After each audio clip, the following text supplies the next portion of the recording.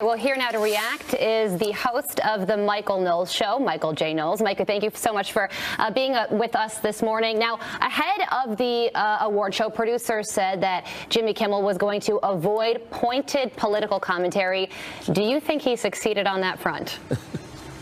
No, I think he just avoided jokes and entertainment. Jimmy Kimmel, I think, made history last night. It was the first joke-free opening monologue to any Oscars telecast.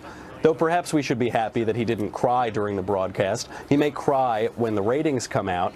Last year was a 9-year low in ratings for the Oscars. I suspect this year will beat it. Jimmy Kimmel, it was amazing in his opening monologue.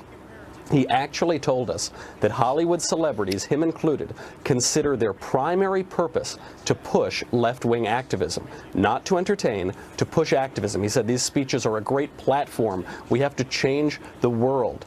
And that is how they were used throughout the entire night. We might call this the intersectional Oscars.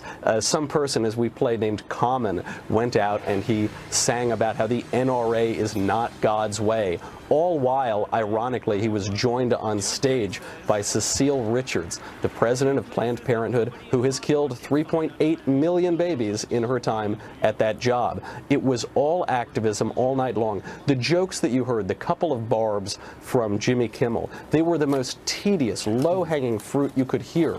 The Republican president is a racist. We've never heard that one before. Or the best, I think, was how Vice President Mike Pence is uncomfortable with pederasty. We make movies such as Call Me By Your Name to make Mike Pence uncomfortable. Aren't we all supposed to be uncomfortable by that? What happened to the Me Too movement? And the most ironic moment of all is that the Academy, in the year of Me Too, in the year of Harvey Weinstein, awarded a statue to Kobe Bryant, perhaps the most prominent accused rapist in the United States. Huh. All right. Well, it's interesting, and I just want to talk about what happens to the actual show, because I think the reason they see the ratings decline is that people, A, don't want to lecture, and B, this country is comprised of people on the left, people on the right, and some people in the middle. If you're on the left, you would have loved a show like last night. If you're in the middle, you just would have been probably uncomfortable, and if you're on the right, you would have hated it. So I don't understand why you would want to break apart your audience like that. I think they can't resist it. Donald Trump has driven them crazy, as we have seen since November 2016.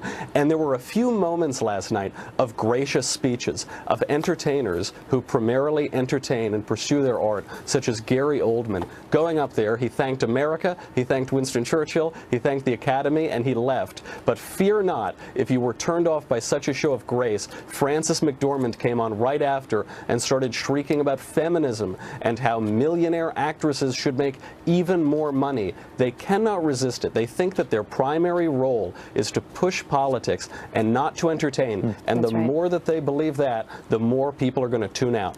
Well, yeah, and you know, I know that you watched the whole entire thing because you were live tweeting it, so you must be pretty tired. But the show was, what, 4.5 hours long, so there were also a lot of non-political moments as well, and awards handed out. So some politics, but a lot of fun as well. Michael J. Knowles, thank you so much for being with us today.